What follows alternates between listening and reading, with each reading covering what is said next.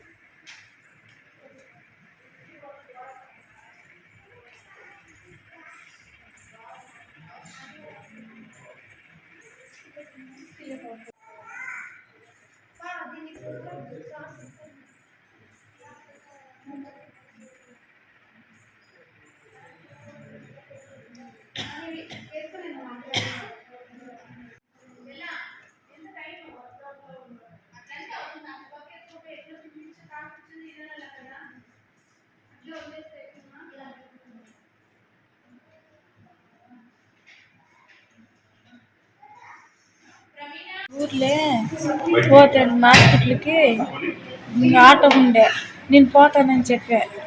ఇంకా ఎక్కుంటేనే పోతుంది. ధర్మ హాస్పిటల్ దగ్గర నిలిపాను చెప్తే ఆ సార్ నిలిపలే. అన్న ఈడ నిలిపన్న ఈడ చూపించుకోవాలంటే కూడా ఇంట్లో చేయలేదు. ఇట్లే పోతున్నాడు వేరే దవల.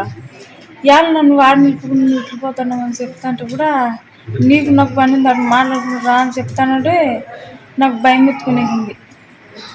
నిలిపంటే కూడా నిలిపలే. నేను ఎవరు దుంకేసింది సార్, భయం ఎత్తుకునేసి ఏమో తెలియదు సార్.